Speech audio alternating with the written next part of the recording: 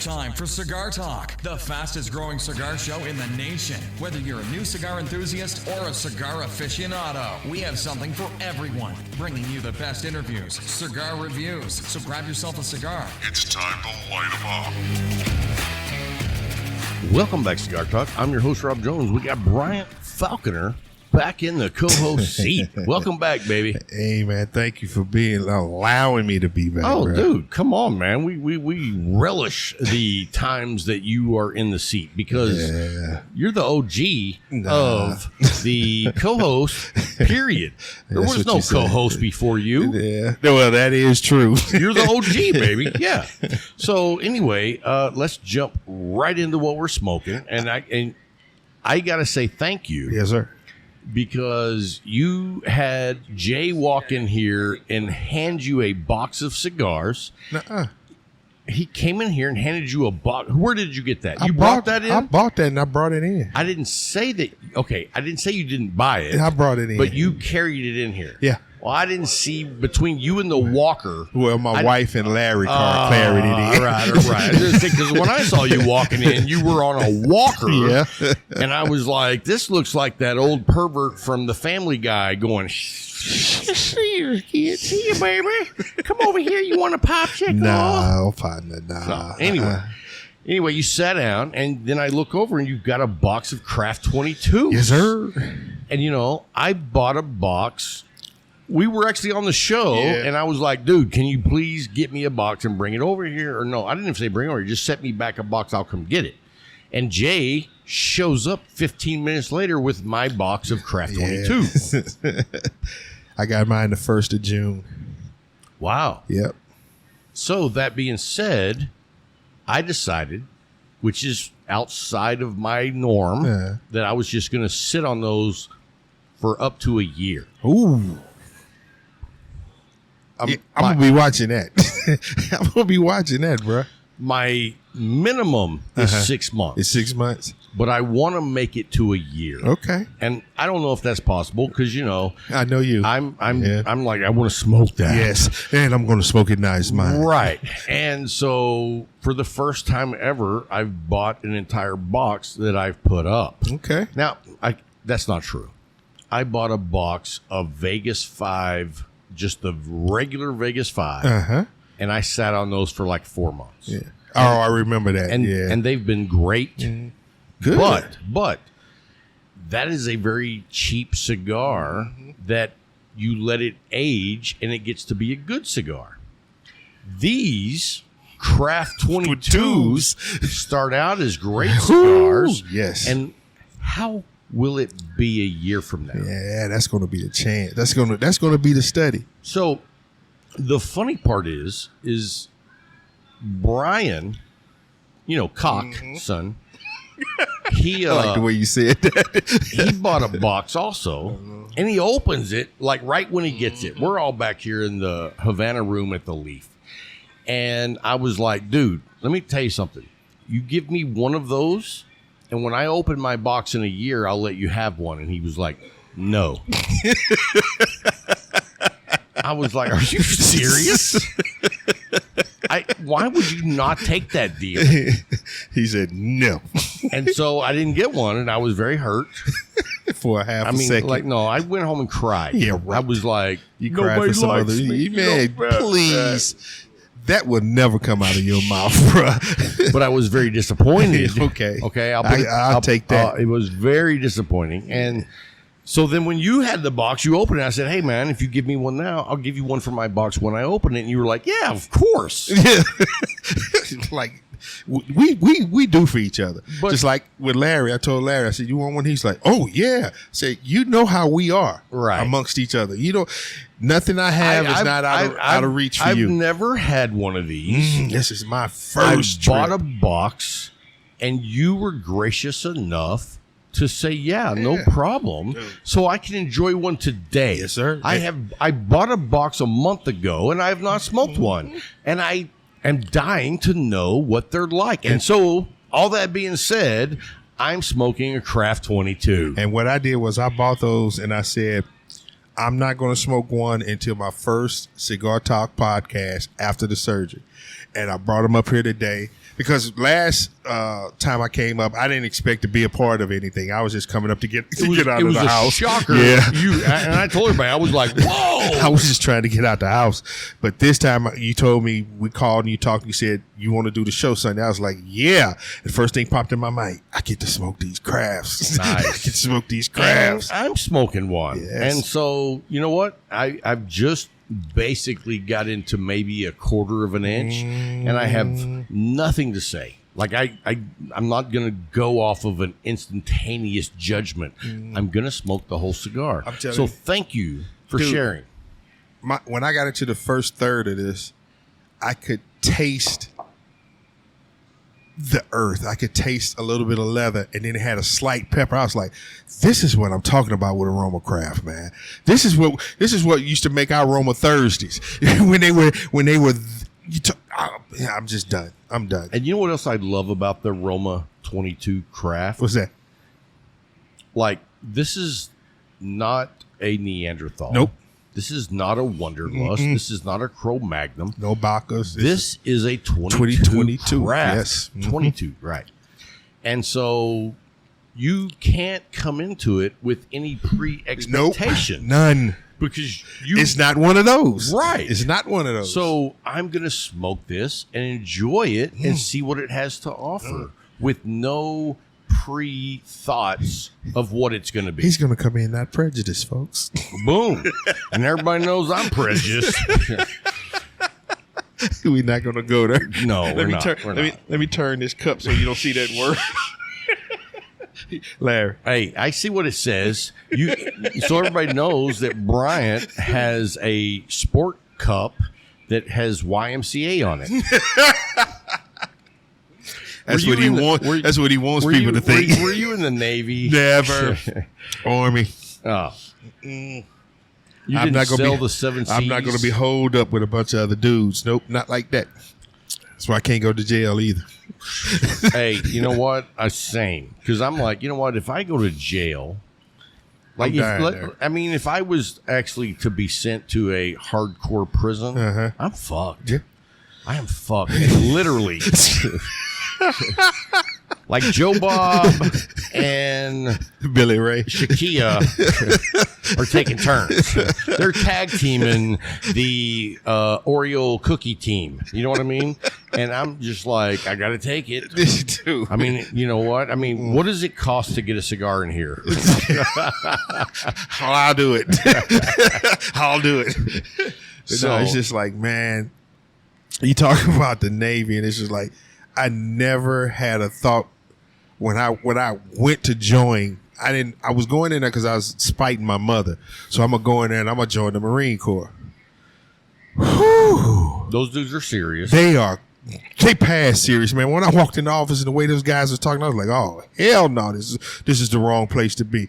I bagged out that door so quick that I went to the Navy and I was like, nah, they talking crazy too. So I walk out and I walk right past the Coast Guard. I was like, nah, I'm not even going to stop in here.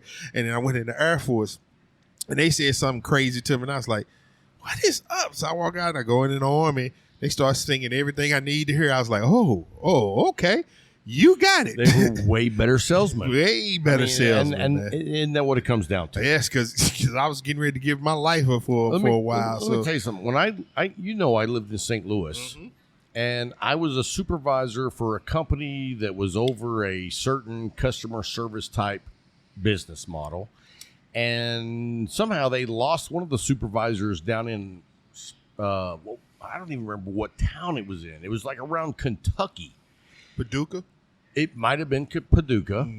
And so they were like, hey, we need you to go down there and cover and do some XYZ. And so I went down there and I went to a bar and I hooked up with all these dudes in the Coast Guard. I was like, why did I not sign up for this shit? Because these dudes know how to have a good time. Holy shit. I was taught that the Coast Guard was just the lifeguards of the military. All I can tell you is they were fun. But I never knew that. I didn't know that until drinking games and like doing dumb shit. Yeah. But then I had a cousin. And they didn't have the supervision that you guys had. Nowhere near. They have the rank and file, but it's less supervision because they're out there. They're like cops. They out there on their own. They're out there on their own patrolling, and they do their job. So, yeah. But I found that out after I joined the Army. For each location, and it's not actually like unified across the whole system. It's like it just depends on who your local boss is. And these guys, they were having a good time, enjoying life, and I was like, wow, I thought I had to join the Army. It's like, wait a minute. Maybe I could join the military. Coast Guard. I didn't even think they were in the Coast Guard. I mean, I didn't even think they were military whenever I was that age. I was just like, okay, there's dudes in boats that are like keeping, people from doing dumb shit. And that's what we were told. They were the lifeguards of the military. That's crazy. They stay on the water, make sure you don't drown. Hey, so let's talk about what we're drinking right quick. I'm going to pour myself, I think, one more. Mine? Yeah, that's yours. You haven't had a drink yet. I haven't had a drink since July 14th. Wow. And July you know what? 14th? That's correction. June 13th, the day before the surgery. There you go, sir. We are drinking the Knob Creek 9-year-old single barrel, and it is a 122 proof. Now, have you had this before? No, sir. This is my first time. And I got to tell you, got a good aroma. I'm a fan. Have you had it before? The 9-year-old Larry? Have you tried it today? Yeah. Okay. He said he's going to try it again. So it was at 120 proof, I think it is very delicious. I don't think it's too hot. You do get the traditional bourbon profile, which is what I'm a fan of. Like, I don't really go outside of the, sweetness, the caramel, because that's the what I'm getting oakiness with a little spice, and then you throw in some heat. Yeah. That, to me, is the recipe 101 for bourbon. Yeah. If you're going outside that and you're trying to do something new, more power to you, but I'm probably not going to be a fan because I do prefer the traditional. Because that's what I'm used to. And that's what I like. And that profile goes so well with cigars. Cigars. Perfect with cigars. I've had people ask me, man, what do you drink when you smoke your sticks? I was like, bourbon. Yeah, I mean, bourbon. And I said, depending on, it's going to be, I got one that's a favorite. And I know your Forester Double Oak or Double Barrel. He said Forester Double Oak. No, Woodford Reserve. Forester Double Woodford Reserve. Yes. Double Barrel. Double Oak. Yeah. And that is a damn good bourbon. That's my go-to. Like, I don't want to pay $65 for it. And that's where a lot of the market is gone. I want to pay $50 or less. And I've very rarely, I turned you on to the goodies place. Sure did. $45. Sure was. And I got me 3 bottles. It's a bargain all day. 3 bottles. Yeah. I was like, I ain't letting this go by. No, sir. No, because normally for that same price, you would have got 2. Yep. Exactly. Right. I mean, it's 120, 125 for 3 bottles plus there. Tax. Or you get 2 bottles for 130. And so. And you're mad. But it is a dynamite. Bruh. It is a walk. It's a nice walk. And no matter how long you allow it to sit and mature, it gets better over time. Absolutely. And that's the thing I love because I finished. When was that? That was in May, in April, May when I got those. And I went May 27th. So that was in May when I went. Yeah. And I drank 2 bottles going. I held on to that third when I said this is going to be my after surgery bottle too. Whew. You talking about good, man. And the danger from drinking really good bourbon. What's that? Is that you no longer want to drink cheap bourbon. True. And when True. you go through the amount Very of bourbon true. that we go, it starts getting expensive. Yeah. You know, I went and bought 2 bottles this week for $100. Mm-hmm. I bought a bottle of, what was that first bottle I bought that I brought up here, Larry? Bullet. Just standard Bullet, $31. And you know what? I think it's a good, solid bourbon for $31. Yes, it I is. enjoyed the shit out of it. But then you open up this Knob Creek single barrel. Well, I was willing to pay 60 something for it because it's that good. Yeah. And so the more good stuff you drink, you're like, Leave that all cheap stuff alone. you know, but when you also have the opportunity to find a bottle that is the $20 range, 5 or less or 5 above, then it's like when it competes with a $30 to $50 bottle, you're going to keep drinking that. Diamond in the rough. I mean, Old Tub, Ball and Bond. Mm-hmm. It's anywhere between $17 to $25, depending on where you go, and it's worth it 30 racks to up 50 with those. bucks. Yes, it does. It racks up with those bottles, bro. This is one of the things I was thinking about the other day. Was that I don't know of a bottle and bond that I didn't enjoy. And I think it has to do with the fact that it's locked away in a warehouse for 4 years, aging in the barrels, and nobody's messing with it, that you're going to consistently get those profiles no matter how much you're spending. You're still getting that profile. Some of them may be more proof. Some of them may be less proof. Some of them be flavorful. Some of them be like really flavorful. But you're maintaining that caramel, oak, and saltiness, and a little heat, a little spice. Mm-hmm. I mean, that's the recipe. I just sat there when you said that. I started thinking. I was like, "Is there been a bottle and bond that you've introduced me that to we didn't like, that I did not like?" And they're all at 100 proof. And I was just like, "Nope." I actually sat there and thought. I was like, "Has he introduced me to a bottle and bond that I didn't like?" And I've drank a lot of bottle and bonds. Like I'm gonna go out on a limb here because I'm not gonna take time to count them, but I'm gonna say 7 bottle and bonds, 7 different bottle and bonds. And we got Evan Williams ball and bond. That was one of my first, and it's $15, and it's a great whiskey. It's a great bourbon. And then you step up to the Old Tub ball and bond, and then you might jump up to, let's say, 1792. Ooh, I've had that one. Then you jump over to Heaven and Hill. yes. Great ball and bond. Yes. And then let's jump back in price and say, what's the one that you got recently that is super cheap? The blue bottle, early time ball and bond. That's a great bourbon. And then you jump into the Four Roses. Great ball and bond.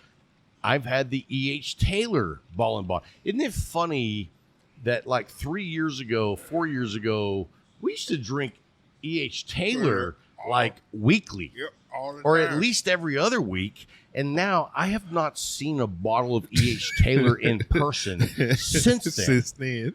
It's like, it's true. Wow, what happened? And Snatched up. you know, if you went to a reputable liquor store, you could get E.H. Taylor straight up for $31. Right in the $30 range. Right. And now I see it like posted for like $80. You're like, $100. What? Like, what? What happened? Right. And I'm like, okay, well, I'm not drinking that anymore.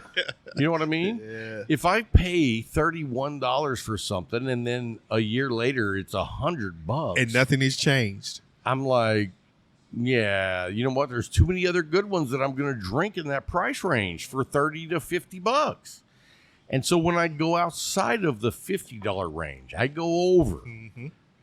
I got to know it's good. Yeah, I got to know it's really good. Worth that money. And if I'm going to go over the $50, I actually prefer it to be a higher proof because now I can drink less. Yes. And still enjoy But if I'm paying $20, you don't care. Bottoms up, baby. Yep. Start in the morning, end in the evening. Boom. Can't start drinking all day if you don't start in the morning. So, I mean, you kill me with it's 5 o'clock somewhere. Yeah, at 11 a.m. it's 5 o'clock somewhere. It killed me with that. I was like, this, and Larry just looked like, yeah, that's Rob. I was like, yeah, it's that times. But we've had a great journey together. And I'm talking about sticks and bourbons. Yep, we've had a great journey together. Really, to be fair, when we met, we were deep in our own cigar journeys. But bourbon really was not a factor. It wasn't. It was like, really, it was coffee. Yep, because that's what I would drink every day. And I still drink coffee every day, but it's usually from home. But when you come to the Leaf, we got a new member today. His name was William. Okay. And I walked up there to get a cigar at the Leaf, and I seen that he was handing Jay his membership application. And I was like, dude, are you becoming a member here? And he was like, yeah. And I was like, oh, dude, let me tell you something. Are you from Abilene? And he's like, nah, I just moved here. And I said, you will not find a better place in Abilene to go, period. For at all. I mean, the membership fee here is $50 a month. What's that? Like $1.30 a day? Like when I come up here, I get like $500 of value. And what was it, Larry? You did the numerics on the discount and the sticks. Yeah. The sticks every month. You get a 10% discount. You get 3 premium sticks every month.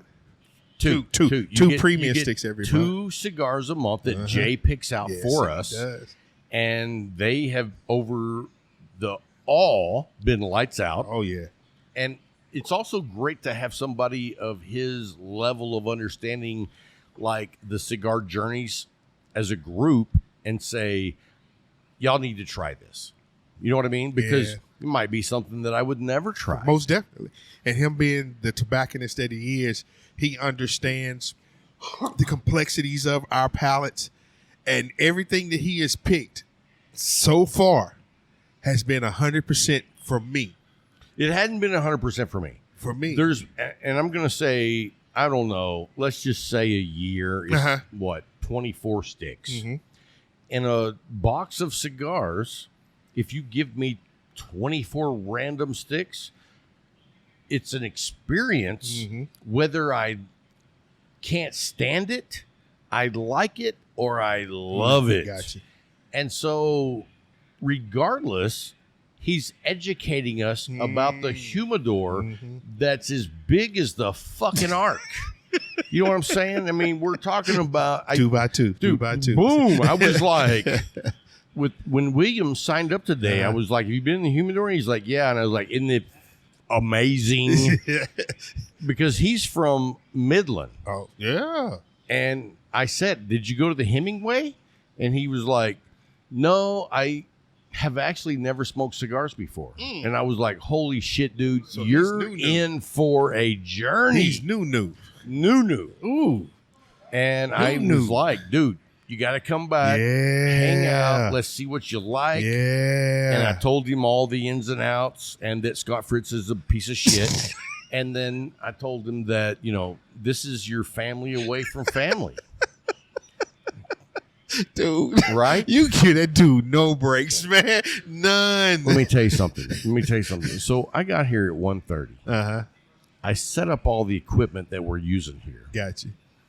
And Fritz says, wow, it takes you longer to set up than it does the show. And you know what I said? That's not true. And I kept on going. No conversation. Just, that's not true. You think you're funny, but you're not, because funny is based on truth, right? If you're just making shit up, that's not funny. I would love to be in a comedy club where Fritz goes on stage. Yeah, because you'd be the main heckler. Oh, dude! You know what? I wouldn't even be a heckler. I would go up on stage and literally beat the shit out of him. Well, what? He said it wouldn't be a comedy show. It would be, because when I was done beating the shit out of him, I would do 15 minutes. It's going to be something else, man. This is going to be something else. No, but when he said, takes you longer to set up than to do the show, I was like, that's not true. Just kept going. And he had nothing else to say. Because you just, I was like, I'm going to shut you the fuck down. You didn't give him anything to embellish off of. It was like, just cut the throat. Bye. I don't talk to you. It's what he does, man. That is true. And whenever Scott comes up with something, he's just like, sometimes he just give him that cricket where everybody in the room gets quiet because Rob got quiet. And then you look at Scott like, man, you might need to go to the other room. You know what? We really missed you here last night. Did you miss me up here last night? We had some really good, deep conversations here in the Havana room, the members area. Uh-huh. Greg was here. Is he a member? No. Okay. He was your guest. I got you. So, do you know Greg? You may have seen him around here. He's got like grayish, wavy hair. Oh, yeah, Greg. Greg. He used to be up front with us over there. Yeah. So Greg was here. I ain't seen him in a while, man. And you know what? You weren't missing anything.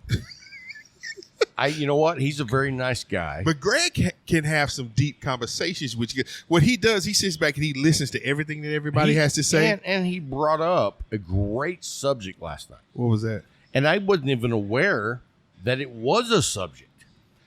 So he said, what do you think about all the golf PGA players that are going to play over in Saudi Arabia? Uh-huh. And I was like, I don't know nothing about it. And he was like, yeah, Saudi Arabia started their own golf association league, and they're paying crazy money for guys to come play.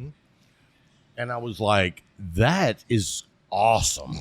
That is awesome. And there was some naysayers, wasn't it? Well, he said, well, you know, a lot of the traditional golfers are upset about it because they are not playing in America. They're not Ireland. They're not playing in the PGA, which PGA, you know, that's the OG. Yeah. And my first thing is, first of all, golf was not OG in America. We didn't invent the shit. Nope.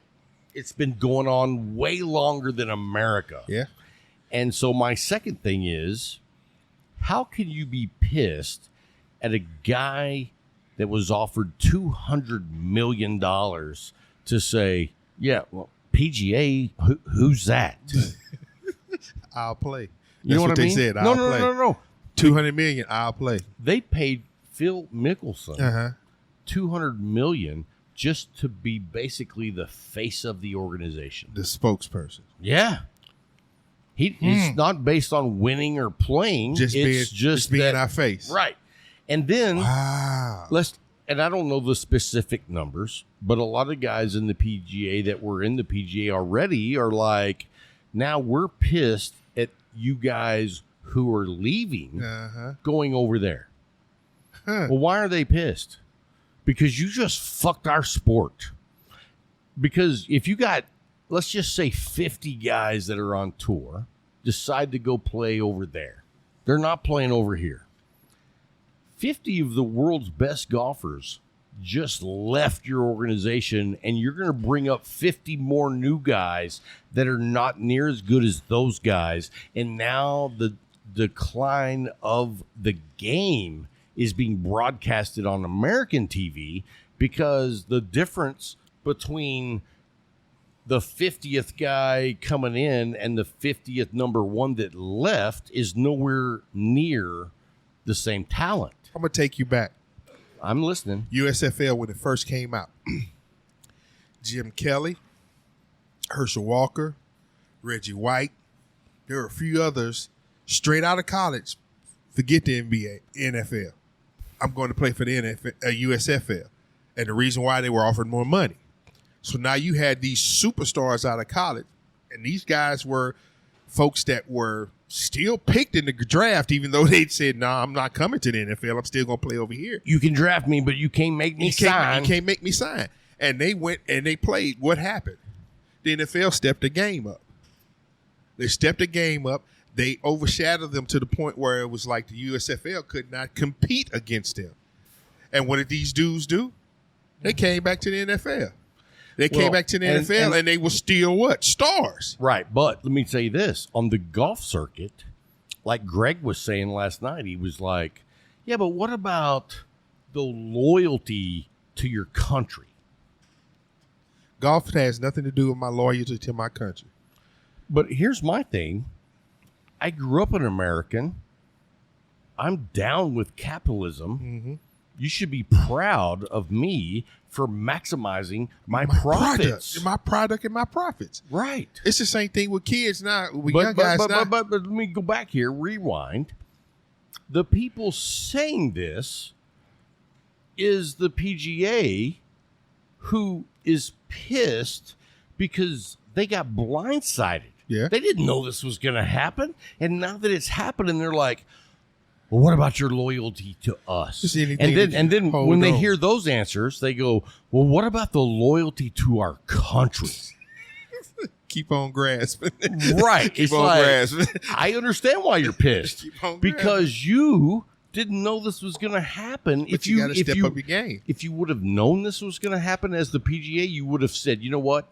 Let's sign everyone that we want playing for us for $100,000, but in the contract it says they're going to play here. Mm-hmm. But because they didn't know it was going to happen, they didn't have the foresight to think that. Mm-hmm. But if you look at the music industry, it's all the way around. Those guys have known for decades. all the time decades. I own you. Yeah, and Prince, the artist. Formerly and that's what he did. That's when he became the artist formerly known because they told him, "Well, you got to do this." You can't use Prince. And he's like, "Really?" He said, "Okay." Prince. He said, "But that's my name. I was born with that name." He said, "But this is what I'm going to do. Your contract says that you own my name for 5 more albums." So he went upstairs and brought him 5 albums down and said, "I'm done."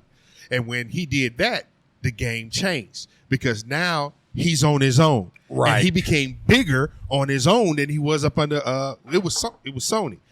And I don't want to go off on that rabbit hole. Yeah, because that's a good one. But if you think about it, you know what I could see that would be absolutely hilarious? What is that? Because the Saudis got money. Oh.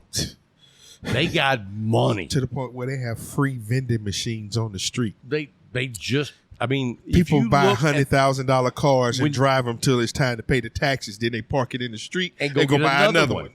And so another one. And so that being said, there's 16. No, I don't want to get into those numbers because that's a different statistic. Uh-huh. Anyway, the amount of people who live in Saudi Arabia versus the amount of money is not like America. No, nowhere near. Like, we have a lot of money, but per capita, we're nowhere near that. We have a lot of people that don't have any money. Mm-hmm.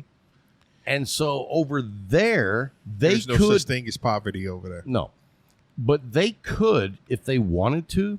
I don't know who's shoring up this golf thing, but my thought process, if I'm over there and I have, like, limitless amounts of money, every professional sport will be played right the fuck here. You get what I'm saying? I saw that. I was like, the NFL over here, the NBA. Oh, we got our own football league.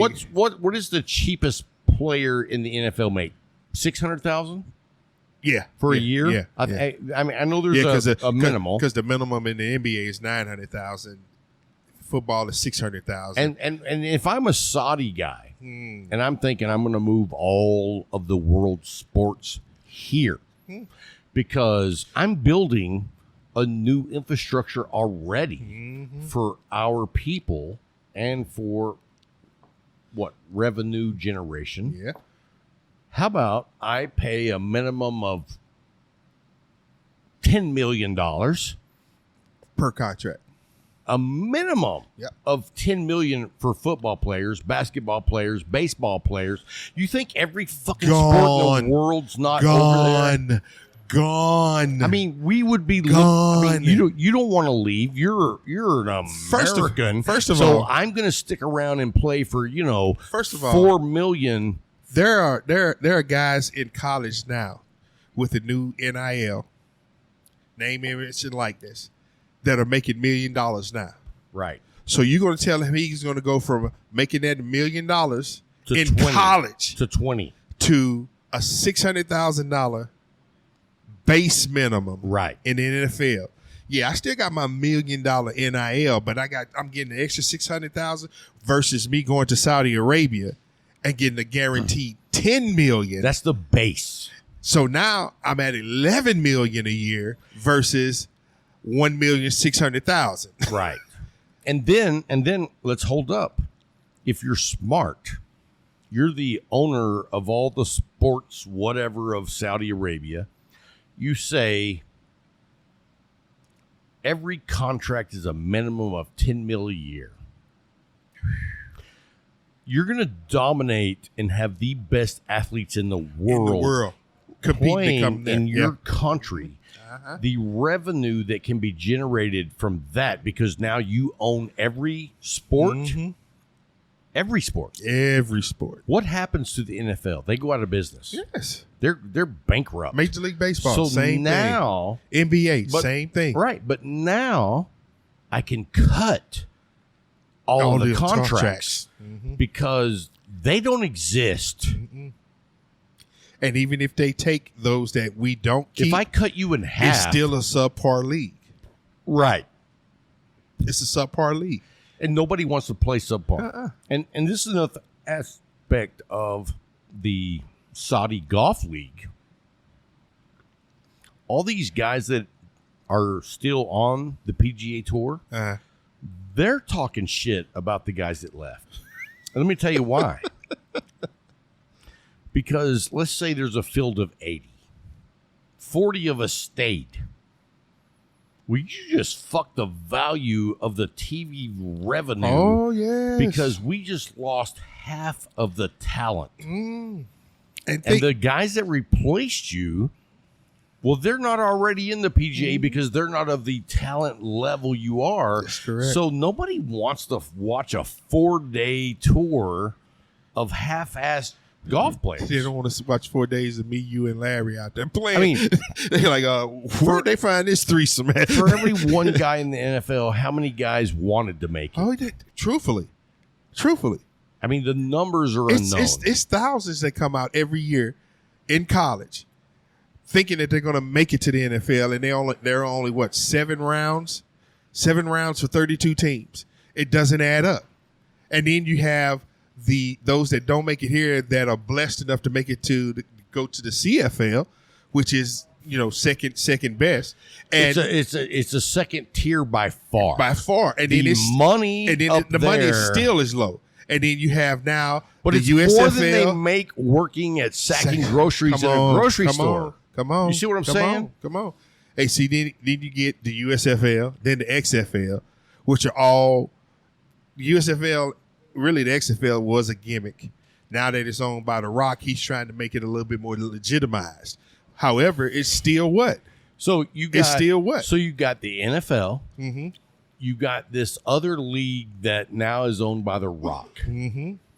What do you think the minimum Nowhere playing near. in that Nowhere league near. is? Nowhere near. Nowhere So near. if I'm a Saudi and I say, you know what, y'all come play over here, the minimum is $10 million a year. The league is over. The league's done. It's over. Done. It's over. They're gone. And now Saudis make the revenue from all advertising that have to do with every professional sport. That's a mind bender. And see, the thing with that is, it becomes not just okay. You say the Americans say, well, we won't deal with anybody that advertises with them, but they got the rest of the world because the world still wants to see the best. You think Americans won't raise hell about not being able to see the Cowboys? those Cowboys that went over there. Right. Tell the truth. Well, I mean, they start a team that's called the Cowboys because they don't give two shits about your trademark name. We're on the other side of the world. You can't fucking tell us we can't use that name. We're going to use the same colors and the star. You know what I'm saying? See, we're going to jump out real hard on Boom. I think Jerry Jones would have a hard time selling his Kool-Aid under those pretenses. Because he done lost everybody. Now you get Division III players. I'm surprised Jerry hasn't moved the Cowboys to Saudi already. Hold on. You know him. Right? He's a businessman first. Right. He's a businessman first. He doesn't give two shits about a Super Bowl. He's the Al Davis of the NFC. He wants to be the number one team in the world. Yes. He wants the number one in every aspect of it. And if the Saudis said, hey, Jerry, we would like to make the Cowboys a Saudi team, and this is what we're going to give you. We're going to give you $1 billion to just come over here. But you get to still retain That's what I was gonna say. Your position as the manager of operations across the board, but we're going to give you $1 billion. So the Cowboys take the first jump. It's over. Done. Just think if they took the Patriots over. The Saudi Patriots. How about this? How about different countries around the world decide that they're going to bid on getting all 32 teams, and instead of being the Pittsburgh Steelers, now you have the Russian Steelers. That would be against crazy. The Ukrainian Browns. I mean, I think that's a very good analogy of where we are right now. You're wrong. Ukrainians have their hands full. Wrong for that again. They may be making some uncomfortable moments for the Russian the motherland, but in the end, come on. We're watching David and Goliath, and David doesn't have a slingshot. Yeah, he doesn't. You know what I mean? He's surprising Goliath a lot, but he ain't knocked him out yet. He's got some rocks. Yeah. He just doesn't have the slingshot. It's just, man, the way the world is turning and the way money has always been the rotator of the earth, as we say, because money has always been that one denomination, that one equalizer. It fell off the bench. I wouldn't call it an equalizer. I would call it power. Power. And truthfully, we know big money now is in those OPEC nations. And Saudi is one of them that has just money, to no end. To no end. To the point where they're building islands. I mean, they're building islands. Right. Not that they're finding islands. They're building islands. But let's say this. Nobody is looking at, okay, if you have this X amount of value. Yeah. And all of that value is based on the American dollar. Well, is it holding up against inflation? You know what I mean? It's not. So, and that was the thing that we talked about at the Leaf also last night was Bitcoin. And the guy that asked me, he was like, you know what? I don't really know anything about Bitcoin, but I have a friend that's into it, and he says that I should invest just a little each month. And I was like, first of all, you have to go back and research and understand what Bitcoin is.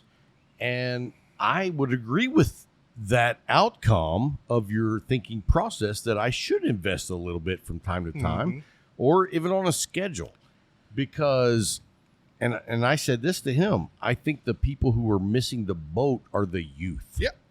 If you are under 35 and you're not putting 10, 15% of what you make into Bitcoin, you are gambling that you will miss the enrichment of millions. Now, that's one thing I can say about my son that surprised me. he is years ahead of me at 26 now. Yeah. No, 20. No, he'd be 27 at 27 than I was at 27. And dude, at 27, our idea of the world was still compartmentalized. And it was based on 1950s thinking. Yeah, because that's what we were raised under. Right. That's what we were raised under. The 1950s of you buy a house, have a family, you go to work Monday through Friday, 2 9 to 5. kids, Yep. you work a job, Yep. you work a career. That is gone. Lasted for decades. To the 80s, 90s, almost. Yeah, it was into In the 90s. 2000s. Yeah. Oh, well, that's when I jumped on board. Yeah. You know what I mean? 2001 is when I went into my corporate job. Yeah, I did in the Because 90s. that's when I started having kids. And I was like, hey, I've got to be responsible. You got to be responsible. So I was like, oh, we're going to do the corporate thing. Mm-hmm. And, you know, I've had a lot of success Yes. in that realm, but it is definitely a certain realm that you fall in line. Oh, yeah. Oh, yeah. So that's why I was so amazed at his portfolio now, because he buys Bitcoin. He has investments in Google. He has investments in Apple. And I'm sitting there, I'm like, where did he said, Dad? He said, all I do is sit back and research these things. He said, I understand. He said, watching what you did, and that's what amazed me. He said, watching what you did and how you changed. He said, being there with you and seeing how you changed and how you started thinking differently about stuff. He said, I started thinking that way from the beginning. I was like, well, damn. You're paying attention. Yeah. And then when he told me Google and Apple, I was like, why Google? He said, Dad, people got to understand Google ain't going nowhere. Nowhere. There's nothing out there that is even in comparison to it. He said it continues to grow. And there's still... If companies come up that would compete with Google buys them. Buys them. Just buys them out. You're not going to beat them. No, you're not. They're too big. Too big, and they're getting bigger and bigger. Every he said day. Because their technology is changing into this, and they're going into this field and that field. And I was like, what? He said, yeah. He said, that's what he said, I'm invested in them. He said, I got to look at my investment. I need to see what they're doing. I have a very good him, friend that like, is invested heavily in Tesla. Yeah. And if you look at Tesla, the automobile electric industry of Tesla has never mid a profit. Nope. But it doesn't matter because Tesla is selling a vision. And people are buying into it. And if you look into the world, you understand that countries are going to, in years, they're saying everything has to be the 50% or 75% electric. Well, and the only and they're talking about the vehicles. They said we don't want, like, was it England? It's one of the England or somewhere over in Europe that said by 2030 they didn't want any oil based vehicles. I don't know if you know this, but America passed I don't know if you call it a bill, but a rule for the auto industry that said you have to have a certain percentage of your cars to be electric by the year of 2030. Yeah. And for every year that you don't between now and then, they find you. If you haven't made X amount of progress in that industry, then we're going to charge you. Mm-hmm. And in order to not be charged, all you had to do was give the government like electric carbon credits. And so Elon Musk has been making money throughout the last 10 years by selling credits to the regular automakers because they're not anywhere near where they are supposed to be. I was looking, Dodge. This year they're building their last big V8s. You know, the Hellcats. And I think you sent me an article on that. I sent you that. Yeah. And Dodge said this will be the last year of the big muscle car V8s. So they're making their last Hellcat. It's supposed to be the biggest and the baddest ever because all of their muscle cars going forward after this year are going to be electric. Wow. Are going to be electric. Now you talking about the Hellcat Challenger, the Hellcat Charger. These things coming with 900 horses. You can get them up to 800-900 horses. They're talking about the electric cars going to come out 1,200. Come on. And so you're still giving that power hungry consumer what they're lusting after, that power. And they even have kits now to put on Teslas to give you what's the name? A muffler sound. Right. Just to give you that sound. Because some guy, I gotta have the sound. They say, okay, we'll give you this kit to put on there, and they give you the sound. You won't even know. You won't even know the difference. Except it'll be way faster. Yes, sir. Way faster, way cleaner, and you still got the sound, even though the sound is computer generated, but it's a sound. I've never seen a plan to evolve the Corvette. It's coming. Is it? Yes. They're going electric. They're going electric with that. That's amazing. They're going to go electric with that. And with the amount of room taken up by the engine compartment now on the mid-engine, it's like I can only imagine that with all that space, they're not taking it up to like 2,000 horsepower. You know what I mean? And I mean, really, if you're ordering any car from an automaker, what's to say that I want a 150 horsepower electric motor, or I would like a 5 billion horsepower electric motor. And I know we're not at the billion yet, but we have motors now with electric that are in linear design per wheel, not axle, that they can actually put an electric motor on all 4 wheels, and you're at 2,000. I read this article that was talking for about, a stock. I read this article that was talking about locomotives, because we know the locomotives are diesel or electric, but getting rid of the diesel component of it and going all electric. We know how many horses a locomotive has to have in order to pull the. And I was told that they're over 100 cars now. To me, 120 cars when I was working on the railroad was like, oh Lord, what are y'all doing to me? But now they're the mainstays. I've seen trains now that are like 180. Oh God. You know what I mean? Because and the horsepower that is needed to pull, because all of those are not empties. You're talking about loads.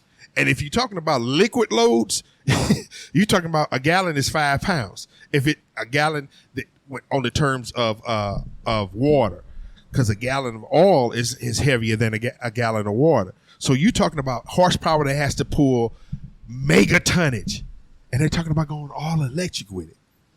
And I don't know if you know this, but the Canadian National CN, I read an article probably 6 months ago that they were going natural gas electric over diesel.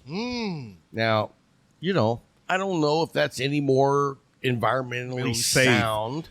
However, but they're doing it.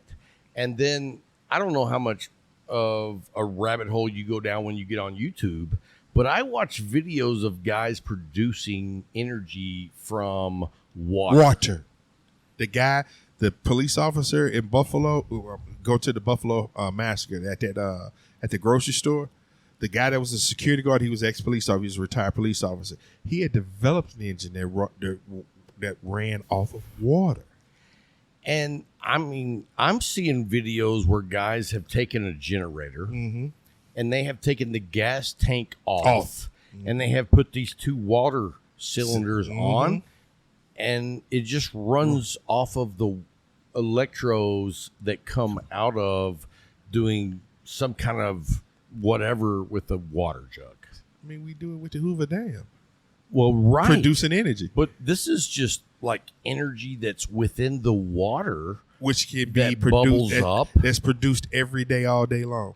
Every day, all day. Every day, all day. And so that is very interesting to me. Oh, yes. And it's like, we have never gone in that research at a level that we could make changes, because the oil companies make sure that we don't. Oh, yeah, because they don't want we doing off water. I promise you, the conversation we had earlier about Saudi doing that, let the world start changing to hydro, water.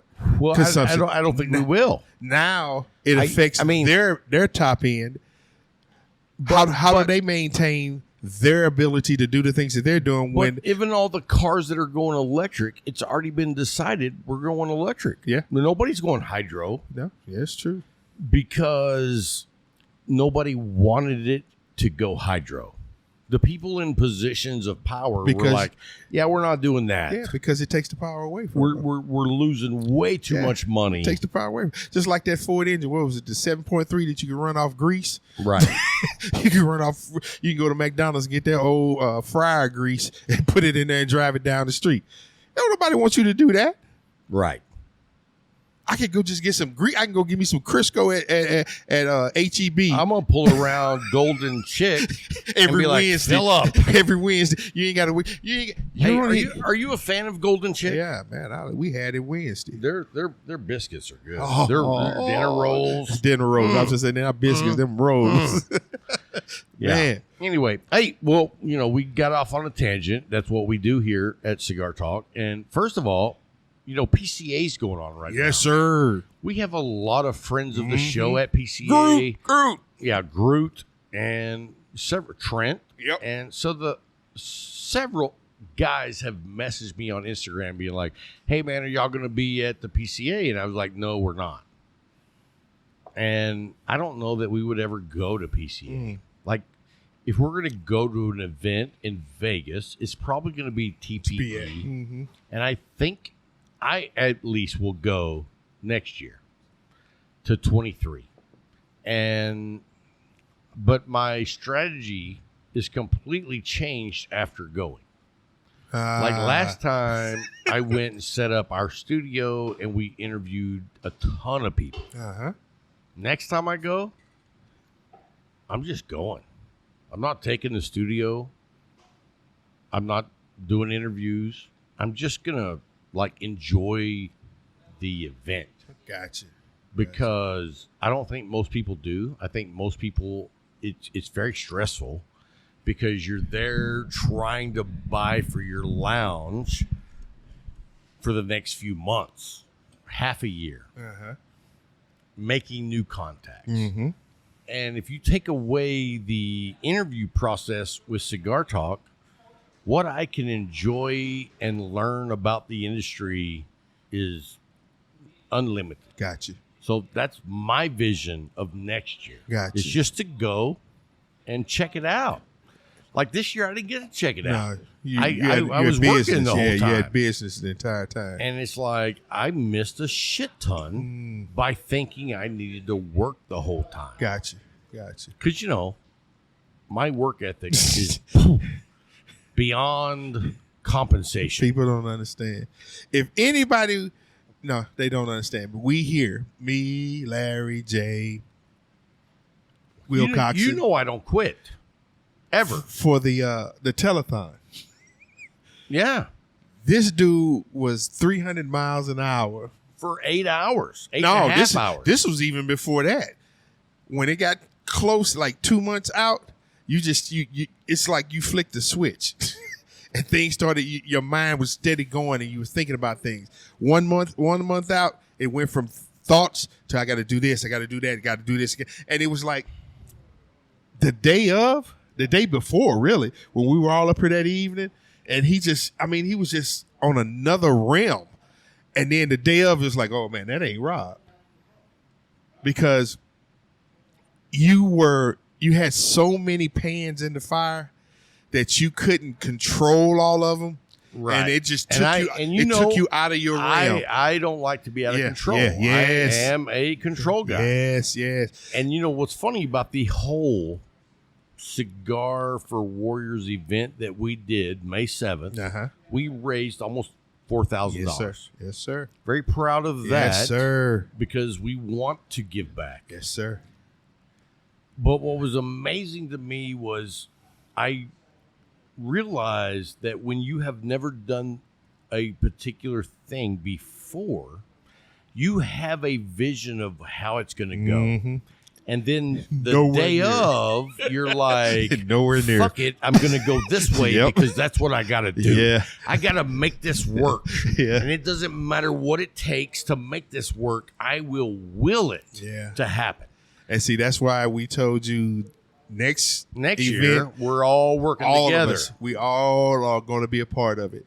And everybody's going to have their own portion that they're responsible for. And we're going to have meetings about this because it has to be done in that logical order, that logistical order, in order for you on that day not to be who you were May 7th. Because we sold you short. Because we didn't. It wasn't your fault though, because you wouldn't allow ask you. You wouldn't. I didn't ask anybody for help, and you wouldn't allow us to help. I had an idea of how it would go, and we're not going to allow you to go that route. Down that road, I was like, and then what was crazy is afterwards, you guys were like, "Hey, next year you're not doing this by yourself." Yep. And you know what my thought was? What? Well, you should have fucking said that like 8 weeks ago. We know. Because I just went down to hell. We know. Me and Beelzebub were smoking a cigar together. We know. But you don't know that until you take that step. Yeah, and we saw it, and we're not going to allow you to do it again. And you know what? I was so thankful that you guys were like, you know what? We're stepping in. Yep.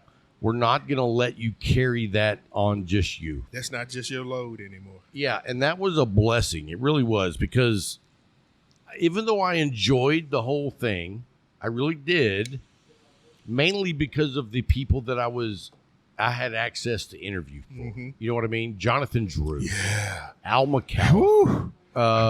Carlito Fuente. I mean, be able to interview those guys was a huge blessing. Oh, man.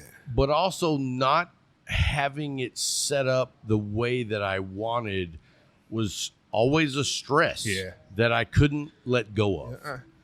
And because when you're not in control and you are the guy doing something, anything that's fucked up comes back on me. And when you are that type of control freak that you are, and when you lost control, you were so far out of your element that you weren't you anymore. Right. And we noticed that. We were sitting there looking, we were like, nah. Because you were sitting back. Yeah. And you were looking at it as the third person. Yes, me, Larry, and Carlos. At what point did you go, holy shit? Like 15. Was it like it was like 15, 20 minutes in. Right. And I was like, this is not good. And then Carlos came over to me, and Larry came right behind. He's like, he ain't doing this by himself next year. And Larry's like, we're going to have meetings. We're going to set, people going to be responsible for other things. I was like, yes. And Larry's like, he's not going to be responsible for everything next year. And that's the community that we have. That's the group that we have. People call us a clique, but it's the group that we have. We look out for each other. Who calls us a clique? You know, I will beat their ass. You already hate that person. So Fritz? Fritz. I'm not going there. But anyway, it's like. Sounds like you bent over and dropped the soap. Fritz.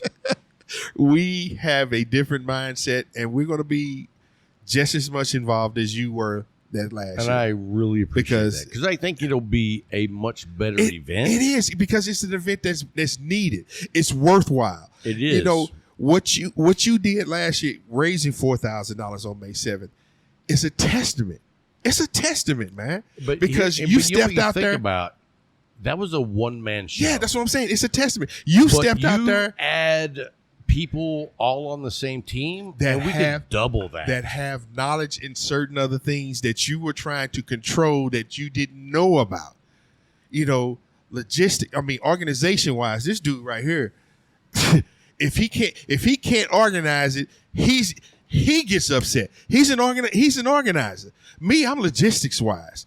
I'm totally logistics. I know where things are. I know how to get things. I thought you were the hand job guy. Never. And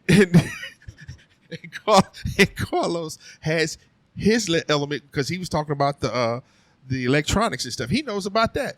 That could have took half of your job away. Oh, that could have took half of your job away, man. And so let me ask you this. You know, you've been on Cigar Talk since 2016. Mm-hmm. It's 2022. Yes, sir. What do you feel about us dropping the video? Are you good with that? Are you disappointed in that? What are your actual thoughts? Because, you know, for you guys at home that might not know, when I decide something, that's just, he makes that decision. Boom. And we got to walk with it. Right. We got to walk with it. How are you on the no video? I know you think you're a pretty boy. Never. I miss it. I miss it a lot. I also understand what our core is. And our core is the podcast. We were stepping out. And you know, as the editor of audio and video. Yeah. The job reason I didn't come to everybody and say, hey, what do y'all think about us doing this? Because I was like, you know what? This is going to be an improvement on my life. Mm-hmm. So I didn't give a fuck. Yeah. You know what I mean? And it's not that I don't appreciate everyone's opinions. It's part of this show, which is basically me, you, and Larry. Yeah. But at the same time, I'm like, I'm the one editing the video. For 4 or 5 hours, not anybody else. And so when I say we're not doing video, it's because it makes my life better. Mm-hmm. But see, we have a gentleman over there that says he knows about it. Who? Y'all call him Julio. Is Julio volunteering to become the editor of video? That's a conversation us three will have with him. Okay. Well, and you know what? If we got to that point, I could see bringing it back. Yeah. But I can tell you, I do not have time to do that. I understand that because I'm editing the audio, and I don't mind doing that at all because it's not as extensive as the video. Right. When you do the video, it's times 5 at least on the amount of time that you spend. And so, you know, for the guys that are doing video every week already, hats off to whoever you're doing the editing. It's appreciative. It's a challenge and it's a job. So, anyway, let's jump over to our pick 6 of the week. Gotcha, sir. I'm gonna let you go first, of course. As always, that's the routine. The day he goes first, hell is frozen over. We're gonna start off this week, not in any order. I haven't been smoking that many sticks because I was locked at home, and if Larry didn't come over and take me out on the porch, yeah, I was stuck. So because my wife refuses to have cigar smoke anywhere near her house, and you know what, I completely understand that, and I think most wives, even wives that are completely down with you being in the community of cigar smoking, and she is. It's like, but you're not smoking in the house because. That's taking it to a level of where the cigar smoking is the house. Yeah. And that's what happened when we smoked in the garage that day. She's like, nah, y'all not going out there. No. I was like, why? She said, because I can smell it in here. I was like, oh, okay. All right. Right. So we relegated to the front porch or the back. And my wife, same way. My wife supports my cigar smoking 100%, but there is no way in hell that I'm allowed to smoke in our home. And that's why we have the shed at the core. Yes, sir. I was like, you know what? I got to have a place to smoke. So I can say since the 14th of June, I smoked. We smoked out there, twice? And 3 times. So I can say that's at least 6 cigars.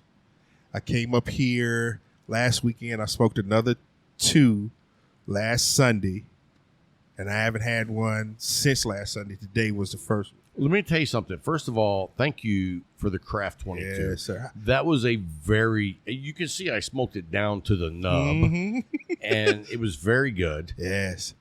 But have you had the Arturo Fuente Divine Inspiration? No, sir. It's $13. Put it on your next list. Yes, sir. I'm going to grab one. Because let me tell you what, like this cigar, and I hate to be a spoiler, is already fighting for the #1 spot in 2022 for me. Ooh. Yeah. This is only my third one. This is only my third one. And you know, if a cigar is going to make it up to that level, I'm going to smoke several. Yes, yes. But right now, I'm like, dude's got a shot. Dude's got a shot. Okay, my pick 6 this week. My 3 starting off Undercrown 10 Toro. Undercrown 10, yeah, good smoke. Good smoke. I got these from the Drew Estate. Yes, the first one I got was from the Drew Estate's event that was here at the Leaf, and it was part of, they gave them out to everybody. And if you want, if you bought something, they gave them out to everybody. And I saved that to, it was the last time Larry was over, and I smoked. I was like, oh man, this is. And then my wife came out on the porch. She's like, that cigar smell good. And I was like, oh, it does? She's like, yeah, it smells real good. I was like, it tastes good too. And I've been wanting another one ever since then. And I'm not a big fan. No, I know you aren't. But I'm not saying that they're not great cigars. Have you had one? I think I have. Okay. And I can't say that it was spectacular for me. It didn't do anything for me. But I know a lot of people that love those cigars. Mm-hmm. I have a little bit of a prejudice against anything from Drew Estate. Oh, I'm serious. I got you. It's like when I think Drew Estate, I cannot wrap my mind around not including acid cigars. Oh, okay. And I'm not a fan of acid. Okay. Now, if you smoke acids, I have no problem with that. Mm-hmm. That's you. Mm-hmm. But for what I enjoy, when I think of an acid, that's I'm not like, on your list. I think if I smoke several acids back to back, I'm definitely going to have diarrhea. Let me get to number 2. Number 2 on my list is what I smoked last week, the RoMa Craft Blonde Irish. Oh, I don't think I've ever had one of those. A blonde Irish. Oh, man. So instead of the green wrappers to do a barber pole, they're doing some type of a natural. Yes, and it's when you look at that RoMa, the Craft 2022. Yeah, that's the style that they have on that. And it's the pigtail at the top. It's a good stick, man. It's a dynamite stick. I have not had that. You gotta try it, man. It's a dynamite stick, bro. When's the last time you smoked the acid? Years. And what was your feelings on the acid cigars? It was a kid cigar. It was a gateway drug. I'm not gonna say a gateway drug. It was a kid cigar. But I mean, what I'm saying by that is, I'm not going there with you, dude. A lot of people that might not smoke cigars otherwise was like, this is like a great knee high. I'm not going there with you. So all right, I'm gonna get to my number 3. All right, fine. Be that way. Which you're gonna be, but it was a Monte Cristo Espada. Espada. Yes. And which one was it? Do you remember? Was it the Maduro or the natural? It was the natural. Oh, wow. I don't think I've ever had one of those. Why not? I've had the Oscuro Espada, which is more, I would say, a Maduro. Which I said was a great smoke. Mm-hmm. And I'm not paying $14 for it, but if I see a deal on it, you jump on for it. half of that or a little bit more, I will jump on it. But I'm not going to say it's not a great smoke because it is. I've never had the natural. It's a good stick.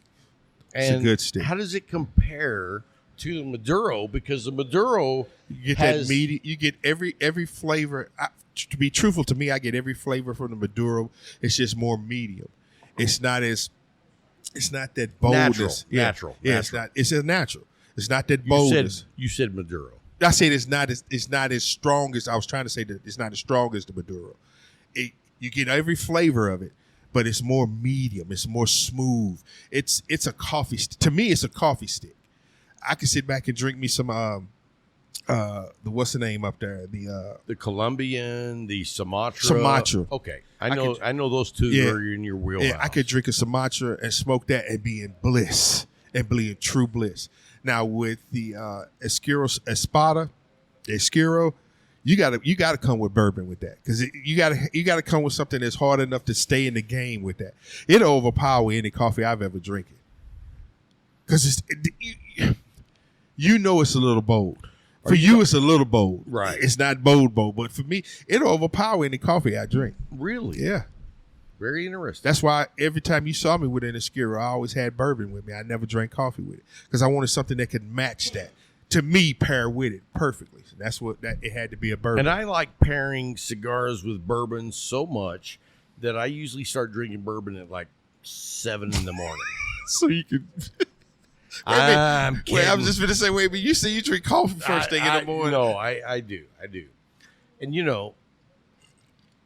it's a blessing and a bonus to be able to drink the Leafs coffee. Oh, come on, because their coffee is bar none. None. I got my wife on that stuff. Like, if you come down here and drink the coffee of the Leaf, and then you go to the highfalutin coffee bar or whatever. Not even Starbucks. Nope. When you get to a level higher than Starbucks, you're talking about Monks. You're talking about those coffee dens. Yeah. You're talking about the one over there on South 7th. And Jay's Coffee beats all of those. And so I can't go drink coffee at those places. And the thing about Jay is Jay knows that his cigar smokers love coffee. And so you could come into the Leaf and for $2 drink coffee until you're coffeeed out. You know what I mean? It's not like he's going $2, $2. Yeah. No, it's $2 for and all you drink the until there want. is no more until 9 o'clock. You drink until it's 9 o'clock. And I've done that. And so, there's certain cigars that I prefer to have with coffee. And there's certain cigars that I prefer to have with bourbon.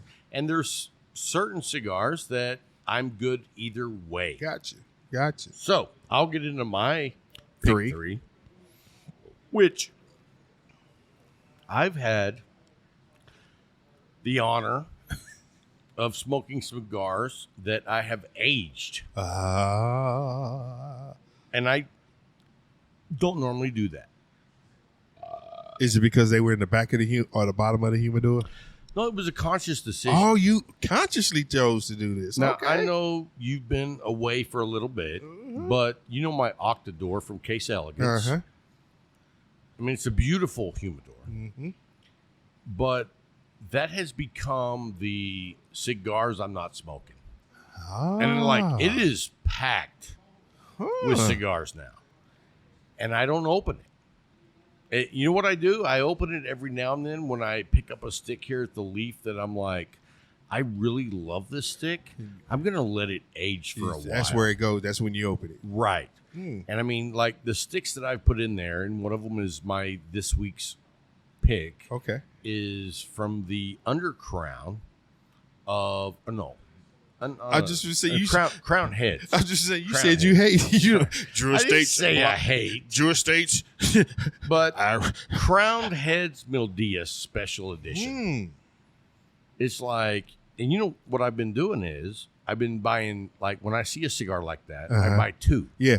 One to put smoke now and one that I'm going to put in there and I'm going to forget about it. I'm going to let it do its thing. Yeah. And so now my Case Elegance Octador is my humidor that we don't fuck with. Gotcha. And I'll tell you this, not this week, hopefully next week, we're going to do 2 reviews of Case Elegance humidors. We got the Belmont, which I don't know if you've seen it, but it is, the whole outside is covered in leather.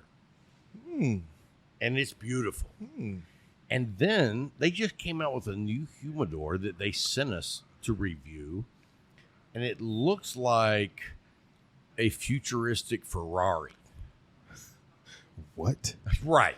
I can't describe it, but you know what we're going to do? And when we do that, we will actually do video. Okay. Because I want people to see the humidors.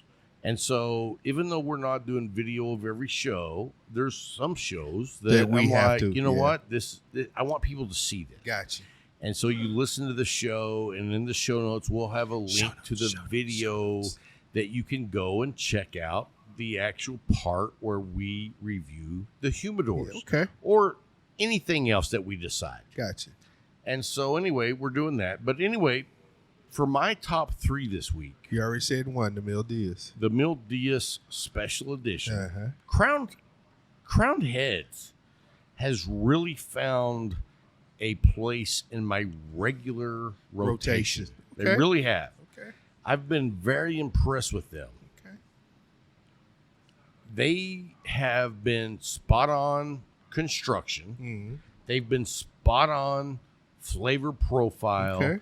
They're not a 1 or 2 note wonder. They actually make cigars that you're going to enjoy the roller coaster ride Gotcha. throughout the cigar. Gotcha. So I appreciate that.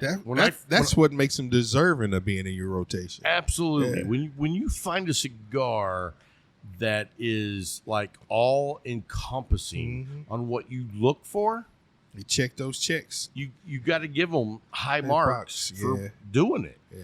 Because there's a ton of cigars out there Ooh, that are we going to know. be a 1 or 2 hit wonder. Yes, sir. And, if you're driving to California from Texas and you've on the road for 24 hours, I might enjoy a stick that has 1 or 2 notes. Gotcha. But whenever I'm sitting in my lounge and I'm smoking a cigar, I want to enjoy it at a level that 1 or 2 notes can't compete Yeah. with. They don't even mark up to it. So Right. I mean, a few weeks ago, I named one of my top 3 the small batch Habano from AJ. mm-hmm. It's a 2-note cigar, but it is phenomenal. Gotcha.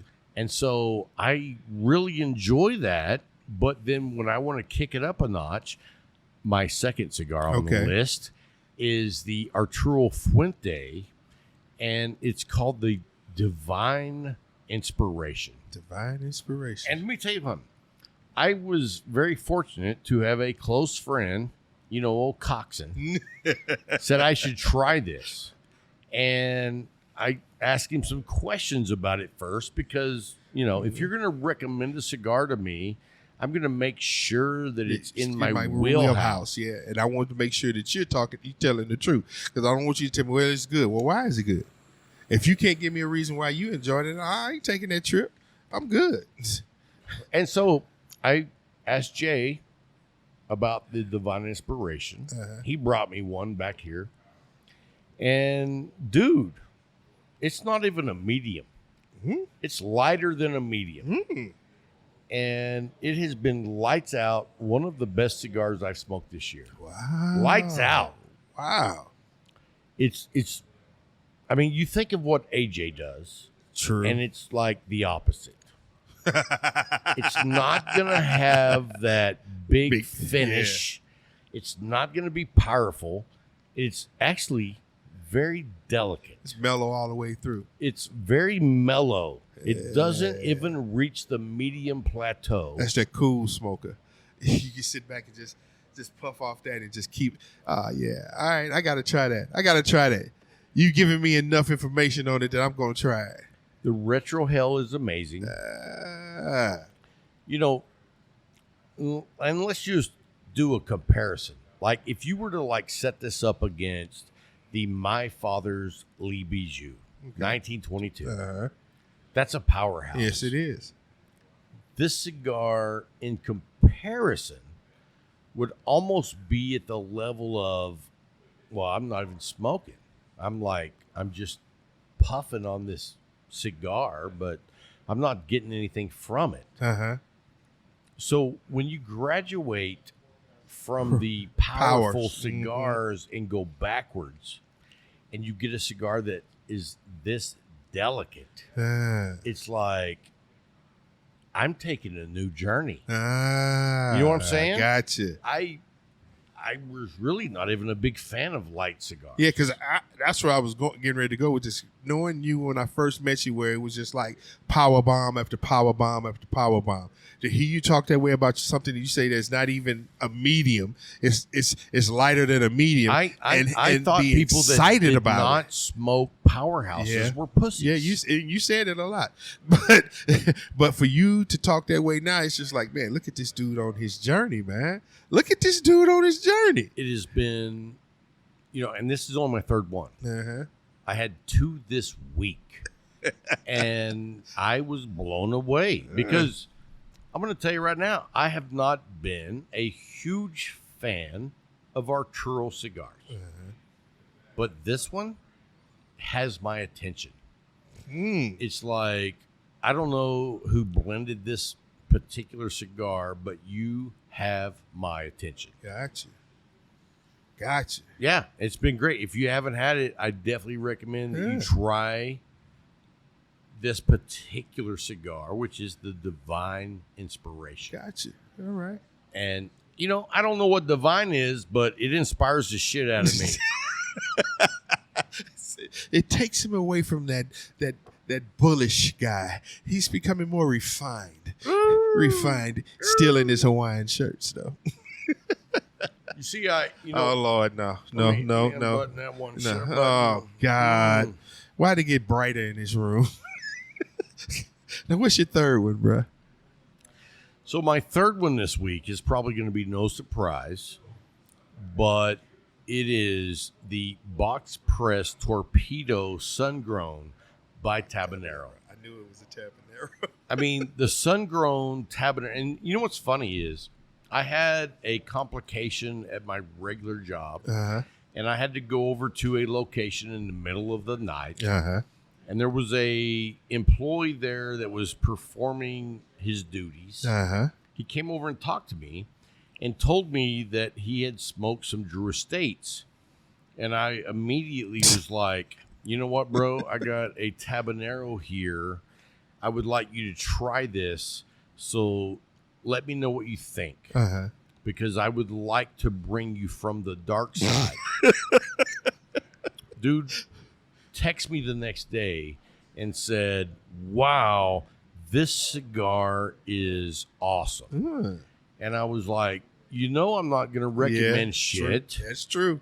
And and then he said, what if I transfer over to work for you instead of working where I'm at? Would you be able to give me some more of these? And I was like, as many as you can smoke. Say it would not be a problem, bro. It will not be a problem. Not be a problem. So that's my top 3 of the week. That's a good 3. And, I mean, that's a good 3. If you haven't smoked the 3 that I just said, I highly recommend that you try them. Yes, sir. Now, before we go, we have to talk about our sponsors Most definitely. that actually support the show. Yes. And if you're going to automatically think you need to skip ahead 50 seconds to see what's at the end, you're going to miss some good shit. Because back when I was born, in 1969, Woodstock was brewing. No, I'm kidding. Look down the show notes. We've got Tabanero cigars. We've got McAuliffe cigars. We've got Case Elegance. There's a code to get a 10% off of your humidor purchase. Most definitely. Which I don't know if anybody even notices, but we have guys that come to the Leaf that recently purchased Case Elegance cigar. Cigar humidors. And they go on and on about how good they are. And you know what my response is? Yeah, I know. If I didn't know, I would not have recommended it. And that goes across for all of our sponsors. My Foot Locker, I looked at it today because I was like, what am I going to take with me to smoke? And I already knew I was going to take bring those RoMa Craft because this is going to be my first show. I was like, what else? And I looked at that damn thing and it was still at 69%. I'm like, I'm scared. Is 69 just stuck on here? Is it stuck on here? I'm like, wow, man. Case Elegance makes that dynamic. You know what's funny is I've actually read some reviews from Case Elegance owners. And after a couple of weeks, they thought the hygrometer was broken. Yes. Because it never moved. Never changes. But then a guy opened up the humidor opening and let it be open for like 10 minutes, and then it went down. And it's like, yeah, this. If you want to take care of your cigars, they make a quality product. No ifs, ands, or buts about it. We've actually cut them in half. Yes. There's a video about that. And let me tell you this: before we cut a Case Elegance humidor in half, I asked the owner for permission. I mean, he sponsors the show. I don't want to be an asshole and show an inferior product without his knowledge. And I said, hey, man, I would like to take my skill saw and cut your humidor in half. And he was like, oh, that sounds awesome. Mm-hmm. And we did, and we saw the difference was basically like what we would think a humidor should look like under the skin. And then a very similar priced, similar design humidor, and we cut it in half and was like, what the? These guys are fucking us. Yes, what the? And so if you're not saving your investment, because that's what it is, an investment, all day long. Yes, sir. I mean, I've got 2 humidors. One, the Case Elegance Octador. The other one is a New Air, I got which a New Air. Holds 450. I probably keep it with about 300. And so it's different managing that humidor than it is my Case Elegance because they send everything ready to go. And it is. And I took your advice on the New Air, but I got me a small fan to put in there. And now that made a big difference? Big difference. I told you. Difference. And because it was sitting in the garage, and after Larry, me and him smoked in the garage, and I went out there and I started back up, so I had to season it again. Well, I got it up to 69, 70. It labored right there. Then all of a sudden it started coming down. And I was like, damn, what's the problem? And I thought about it. I was like, oh, Rob talked about the fan. So I had my wife give me a small little fan. She went over to the computer place on 14th. Okay. It got me that little computer fan. I put it in there, circulating that air. It's crazy like, how much. And you know where I got that information? Was from the owner of Case Elegance.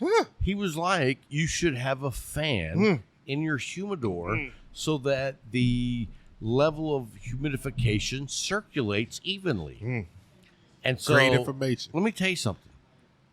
Nobody makes a humidification system for the cooladors. Nope.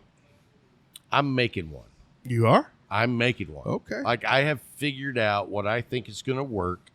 I'm going to put it together. I'm going to build a system, and then I'm going to try it for a few months on my coolador. I want to invest in that. And I think that it's going to be lights out. I want to invest because I don't do nothing half-assed. Nope. It's either all go or all blow that'd be snorted off a hooker's ass. He's 100% all gas, no brakes. Bring it on. All gas, no brakes.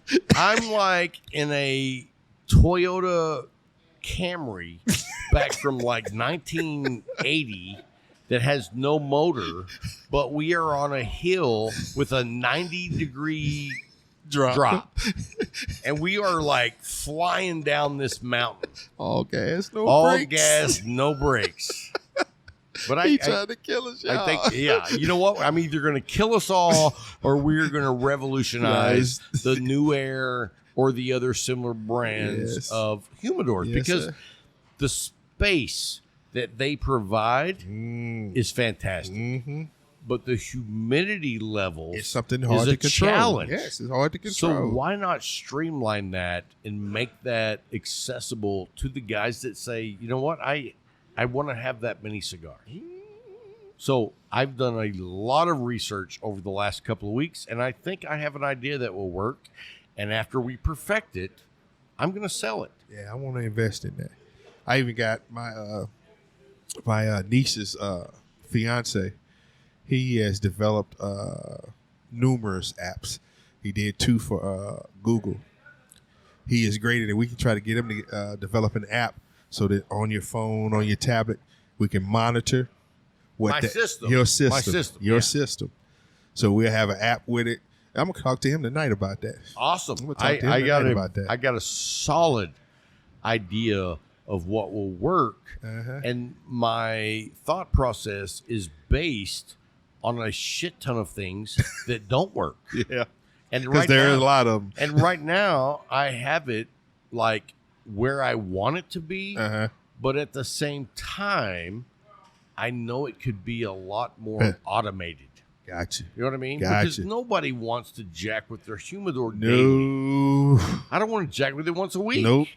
I really don't want to think about it. I want to be able to look over there and see what I need to see and keep going. It's like when I open my humidor, I don't want to look to see if it's working the way it should be. I want to open it up and look in there to see what I want to smoke right now. Tell the truth. So anyway, I'm working on that. I'll let you guys know when I have something ready. And our last sponsor who just walked in the door is the Leaf. And, you know, the thing about it is, if you are within 50 miles, there it is, 50 miles, 100 miles, and it's worth it. You come to the Leaf, you're going to get treated like you've never been treated before. Sir. Yes, sir. The level of customer service at the Leaf is like second to none. Most definitely. And that's from the, you know, and all the companies that we allow to sponsor Cigar Talk, all of the heads of these companies have integrity. True. If you don't have integrity, you're not going to sponsor our show. Not at all. I mean, we bring you a level of non-integrity that enough. You know, yeah. I mean, you get enough from us. If you listen to what I have to say, there's a level of, you know, non-integrity that's going to permeate the air. But we're not going to let companies without integrity sponsor our show. Nah. We like fun and games. Yes. But at the end of the day, if I tell you to spend your hard-earned money on a product, it's something we totally believe in. I want to know from our producers of those products that they're going to stand behind the product, and they're going to provide customer service with that product. Because if you have a great product and I just happen to buy one that sucks and then you don't support me, I'm like, well, you fuck me. Yes. And I personally know guys that have had a couple of issues with products. Let's just say Case Elegance. Yeah. I know a couple of guys that messaged them and said, hey, I had a problem with the hygrometer when I put it in. I don't know if you were supposed to pull it out, but I did. And I put it back in there, and now it doesn't seem like the seal is where it should be. And they emailed Case Elegance, and Case Elegance said, we'll send you a new one. Yep. Boom. Whoa. You spent $130 on a humidor, and we're just going to send you a new one. For something that you said you did. It wasn't a manufacturing issue. You said you did this. I did this, and you're going to make sure that my enjoyment level is what it should be. Come on. And it's the same thing here. You come into the Leaf, Jay, Scott, Corey, Dwayne, Colton, Alan, they Kevin. Make sure, Kevin too, that you enjoy, that you have the ultimate customer experience. They're going to do what needs to be done to make sure that you keep coming in this door and loving coming in this door. It's not just about the Havana room. It's about the Havana room, the humidor, the front area, the staff. You know, earlier this week, I sat in the front area, which is not my norm. No. I prefer to come back here. Yep. Because, one, I know everyone who's coming back here. But I had a very nice time in the front, which is not my norm. Yeah. Because they have taken the knowledge of past experiences and made it to where it doesn't matter where you're hanging out. Nope. It's all about your experience. And so that's taking it to a level that most companies / cigar lounges, they don't give two shits. True. You know what? It's like, you know what? I think this would be comfortable. Give me money. Give me money. That's the way they feel. But here, nah. You have to. Sometimes people have to force this dude to take money from him. Like, come on, Jay. You're like, no. And then you just have to sneak it in somewhere. And it's not that. It's about the experience. It's about the atmosphere, the environment. He wants you to love being here. And it's become, to a lot of us, a second home. Oh, it was like I met a new member today, like and I was like, dude, today. welcome to your home away from Yes, home. sir. I was like, did you smoke cigars when you were in Midland? And he was like, no, this is actually my first experience. And I was like, dude, blessed. you are blessed. stopping. You are starting at the upper echelon Yes, you're blessed. of the cigar You're journey. blessed. Yes, sir. I was Yes, like, sir. and dude, everybody in here except Fritz is going to be like a great learning tool. You know what I mean? You got Jay laughing over here. Hey, welcome. Thanks for jumping on, Jay. Hey, you're welcome. You know, we were talking about the leaf, and you know what? The funny thing is that the leaf is a sponsor of the Cigar Talk. True. Do you know how many people that I talk to outside of Abilene about the leaf? Everybody I talk to outside of Abilene, It's I talk like- about the leaf. And they call her ordering stuff. Yeah, they do. And there's a reason for that. Yeah. Because even though they're not walking in the door, Jay's philosophy on business of providing the experience, whether it be in person or we're shipping it to you, is way beyond any other retail cigar shop. Yeah. Period. And folks will not mince their words about it when they experience it. How do I do this? How do I get there?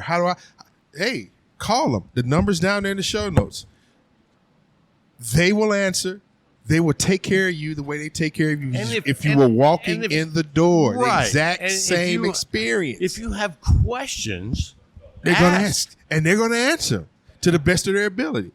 There's times when Jay's like, I don't know, but I'll find out for you. And I'm talking about sticks. He's like, I haven't seen that one before, but I'll find out for you. I've seen Jay research cigars in a manner that benefited the customer, and there was no benefit to the leaf.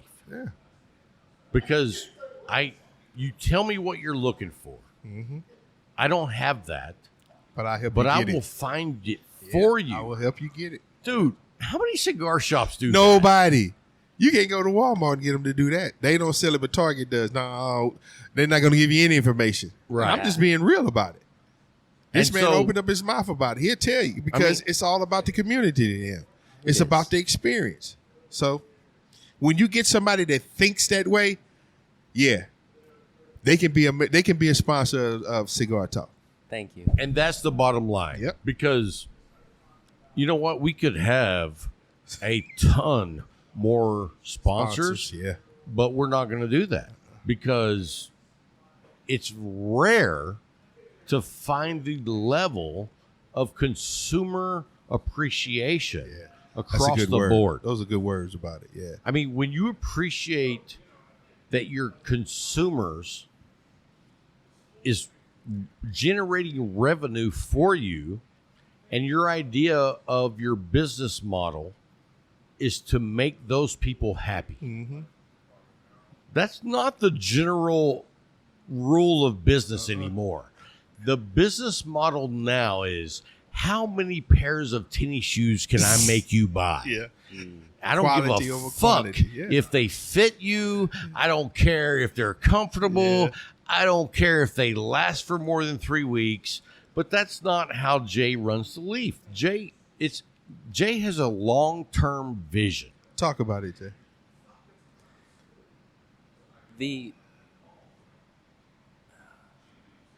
The premise of giving people the best experience possible, that's just something that I would want. Think about it this way. But a It's lot all- of owners would love that. Yeah. but they don't do that. But it goes back to, you treat people how you want to be treated. Come on. And Like if I were to order cigars from someplace, I would want to. We might not have the best packaging, but I can sure as hell assure you it's going to be ready humidified. to smoke. Yeah. They're ready to Yeah. smoke. So and let's flip it around. There's hundreds of places that you can order cigars online. Yeah. Some of them have giant warehouses. Yeah. Those cigars, I promise you, I've smoked my fair share, are not ready to smoke. Yeah. But you just spent $300 online. I get my mail call, And they got a rest. and I can't smoke them. Yeah, because they got a rest. Or I do smoke them, and they suck. Yeah. That's not what you do. No. So when my predecessor left, me and Corey in charge, and now it becomes our watch. This place has been around since '98, and it's an honor to take that torch and carry it as far as we can. Mm-hmm. But he told me a few things. He said, "We're here to make money. We're not here to be greedy. And it has to always be about the people." Yeah. And he is a much more business savvy guy than I ever could have been. We both have the same degree. We have a master's of divinity. Right? But he went through the hard knocks, and he tried his best to instill knowledge in me to help run this place the way he envisioned it, which we share that same vision. And I will say this. I've known Bill for quite some time, and I think the level of raising the bar surpasses any vision that Bill had. Like, Bill started in the early days with the Leaf, yeah. and he was a great guy as far as honoring the consumer. But you have taken it to a level that it's not that I don't think Bill agrees with. He does. He just hasn't thought that far forward. Yeah. And so the level of care that you give to your consumers is not based on what the Leaf once was, Right. but what the Leaf is now, Yeah. and what will be. Yeah. So Bill was the perfect person for the Leaf for that time. Mm-hmm. I think energetically, open-mindedness, and the adaptability is where Corey and I can now take the Leaf and navigate through These new waters. Like, as soon as we set sail, COVID. boom. Yes. Out the gate. Move the shop. Boom. Foster new clientele. Boom. You've had Take a risk on a giant ass Havana room. Yes. Boom. Boom. and a giant ass humidor. Yeah, the giant ass Because let's be honest, a humidor that size requires a financial investment. Yes. It's not like, hey, I'm going to put 50,000 cigars in this room. It's I got to pay for these Yes. and hope they sell. I'm a logistics And- man. I and- understand the logistics of that room. And to bring and it full circle, Corey and I don't pay for this out of our own pocket. It's you guys. Yeah. It's the absolutely, consumer. absolutely. And here's where it And becomes if- important that you got to listen Yes. to what your clientele is asking you. You can't just buy sticks that you like and then hoard them behind them in some closet someplace. And you've been very open about bringing brands in that you've never even heard of. Yeah. I mean, Tabanero is a prime example. Yeah. You didn't know about Tabanero, but you listened to the people, which was me and Brian. but but about any cigar, you were like, if y'all want to bring those in, I'll bring them in. But as a businessman, you have to look at, okay, I brought them in. Are they selling? Are they Right. going to sell? And we've had some that we Yeah. listened, we brought them in, Yep. they didn't move. sell. And They're then gone now. they aren't in there anymore. Yeah. Because it is a business that you can't sit on inventory forever. Correct. You have to turn it over. Got to. And Because you're paying taxes on it either way. Either way. You're paying taxes either way. And for the shit that's sitting in there for years without selling, you've already paid the taxes on that. Well, I pay perpetual taxes. Mm-hmm. It becomes my property. And now it's a value, now and it's I have to pay property tax on it. Yeah. Right. Yep. And so you're absolutely right. You can't have stuff that just sits. You have to have a blend of things that are flying, things that are moving, and things that are aging. Yes. So that's another thing. Bill had kind of laid that out to me, and I never really understood why you don't want everything to fly. It's because you can't handle that cash flow. That cash flow is going to go so fast, you're going to get burned out. You're going to miss something, and once you're in that sprint, once you stumble, It's over. it's going to take a lot to recover. But you, after what, 2.5 years, Yes. have like nailed down the rhythm of inventory. I hope so. It feels like a whirlwind still. Like, Does it really? But you know what's really nice, and someone that comes in during the daytime had mentioned this last week. It was like the third day in a row he'd showed up, and he said, every time I show up, you guys are receiving stuff. That's a good sign. And, I took a step back and I thought, that is a good sign. I mean, stuff is selling and stuff is available to buy. Yeah. And when you're stuck in the day-to-day, like Scott and I are, You're seeing the money go out. you see the money go out and you see the work to be done. Right. But it's worth it. Step back and notice the roses. That means the you're like, machine is oh. working. Yeah. Right. Yeah. Because if you're not progressively investing back in the humidor, Right. I mean, I'm going to tell you right now, I've been to cigar shops when I walked in, and 30% of the shelves were barren. Yeah. You wonder Like, what's going on. it was like, okay, that box has 4 cigars in it, and then there's a big giant open space where there was at one time a box, and then the box next to it has 4 or 5 cigars, and Yeah. you're like, these people are not keeping up with what's going on in here. Right. And so my selection is very slim. You are, in fact, you should write a book on maintaining Noah's Ark for cigars. Because what you guys have done is keep us in what we like. Yeah. Yeah. And that is appreciated. There's a lot of shops that have cigar brands that, you know what, the owner likes. Right. And if you like those, that's a great shop. But you're going to be paying the bills out of your own pocket. Most definitely. If you're not a fan of the what? guys picking out the cigars, you're going into a shop that doesn't have cigars that you like. So you don't go anymore. That is a huge shift of the way you do your business. And see, and it's much appreciated. the humidor and the way Jay does things gives me 2 options.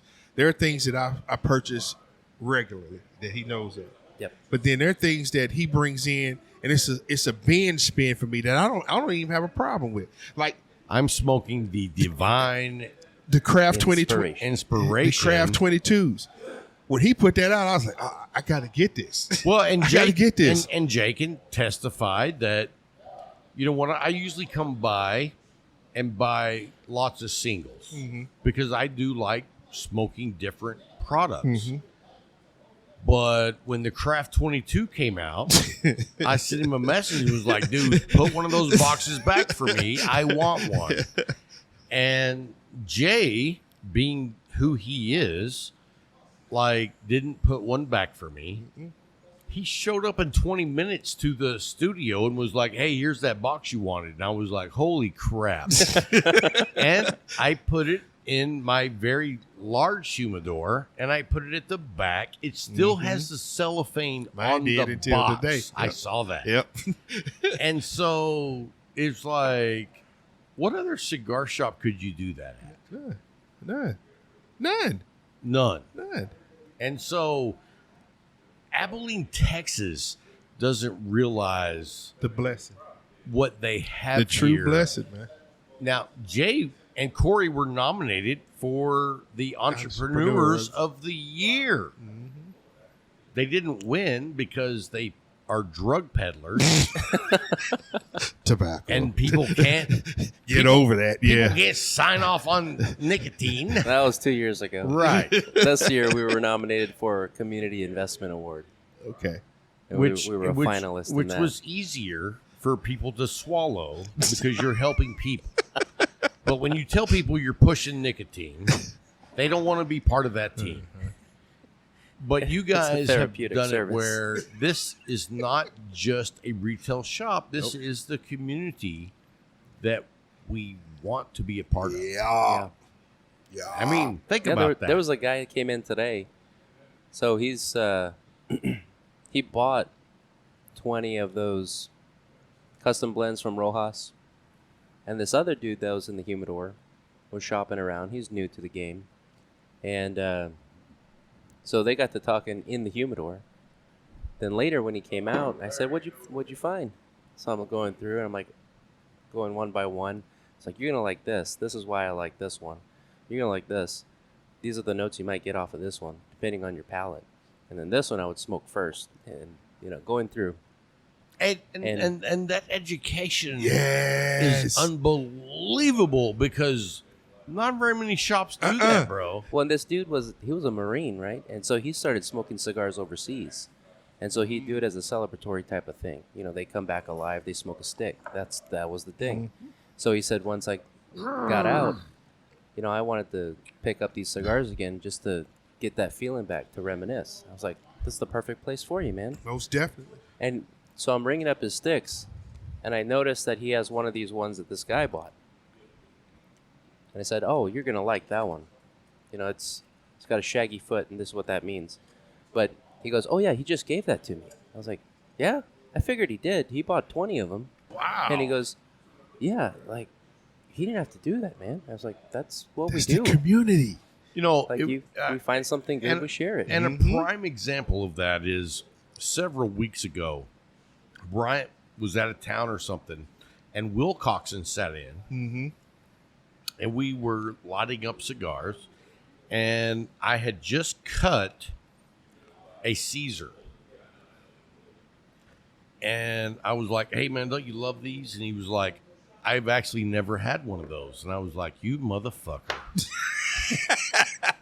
I was like, here you go, take it. Because I've had those several times. Yeah. But you've never had one? I want you to have the experience. Right. Whether you like it or you don't, I want you to have the experience. And so that's almost the pinnacle example of the leaf. Yes, sir. People are friendly. We want you to enjoy your journey. Mm-hmm. And even, other than Fritz, we like to explore your journey with you, because even though we are on a different journey, we can still learn from you. Yeah.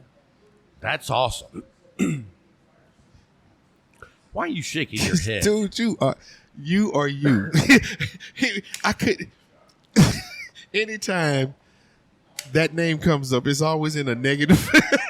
Okay. All right. If you want to argue with me, I'm not going to argue with you. I'm going to make you argue. Why?